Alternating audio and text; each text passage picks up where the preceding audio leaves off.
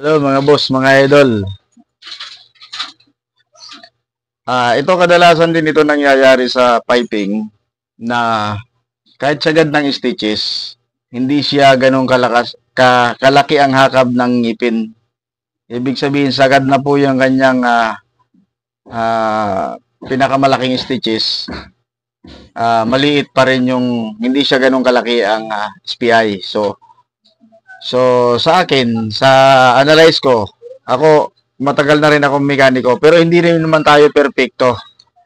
At hindi rin naman natin lahat alam.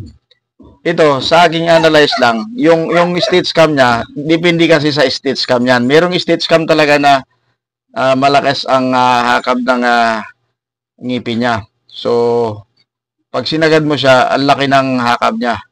So, ito, madalas ko rin ito na-encounter. Yung iba, siyempre, meron talagang kahit sa adjuster niya, alam mo sagad na, pero hindi pa. Meron pang i-adjust. So ito, sagad na talaga ito. Chiniko siya. At binaliktad ko pa nga si Trick eh. So ganun pa rin ang kanyang kinalabasan.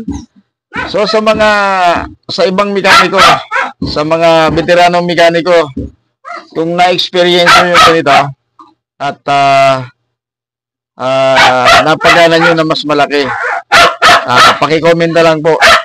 Paki-comment na lang po sa ating comment section at nang malaman din ng iba kung ano ang inyong